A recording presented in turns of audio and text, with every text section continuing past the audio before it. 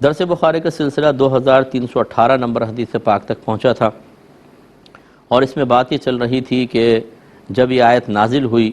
کہ تم اس وقت تک نیکی کو نہیں پہنچ سکتے جب تک کہ اس چیز کو خرچ نہ کر دو، اللہ کی راہ میں اس چیز کو نہ دے دو جو تمہیں سب سے زیادہ محبوب ہے۔ تو حضرت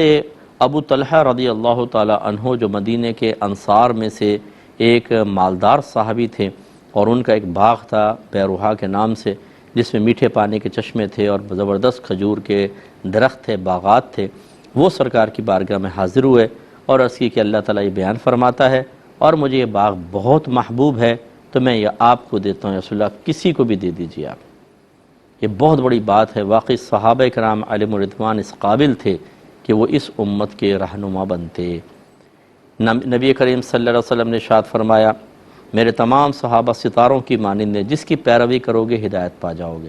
اور واقعی میرے آقا نے بہت بہترین تربیت کی تھی۔ اس میں ایک صحابی کا کمال بھی ہے، لیکن اصل کمال تو مربی کا ہوتا ہے، تربیت کرنے والے کا ہوتا ہے، اور میرے آقا صلی اللہ علیہ وسلم سے بہترین تربیت کرنے والا نہ کوئی پیدا ہوا نہ کوئی پیدا ہوگا۔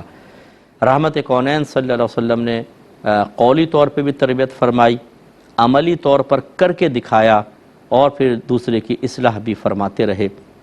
اور اس طرح تزکیہ نفس فرما دیا۔ یتلو علیہم آیاتہ ویزکیہم ویعلمہم الکتاب والحکمہ،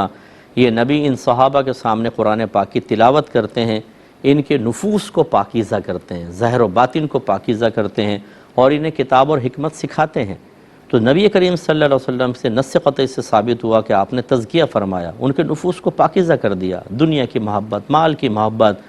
اور کینے بغض سب دلوں سے نکال لیے، ان کی ایسی تربیت فرمائی میرے آقا صلی اللہ علیہ وسلم نے۔ تو یہ کوئی آسان کام تو نہیں ہوتا کہ ایک اتنا زبردست قسم کا باغ جس سے آمدنی بھی ہو رہی ہو، اور میٹھے پانی کا چشمہ نکل آنا کسی زمین سے، صحرائی زمین،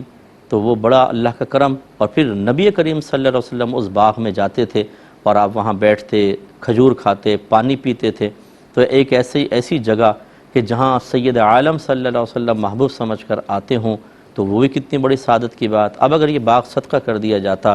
میٹھا پانی کا چشمہ بھی گیا، باغات بھی گئے، اور نبی کریم صلی اللہ علیہ وسلم کی جو نگاہ عنایت تھی اس سے بھی مطلب یہ کہ یہ شخص تو محروم ہونا، ہو سکتا ہے کسی اور کو دیں، اس کے پاس بھی سرکار جائیں، لیکن جو ایک ہمیں سعادت حاصل ہو رہی ہے اس سے تو ہم محروم ہوں گے، لیکن سب برداشت کر لیں گے۔ اللہ نے فرمایا ہے اس کی راہ میں دیں گے۔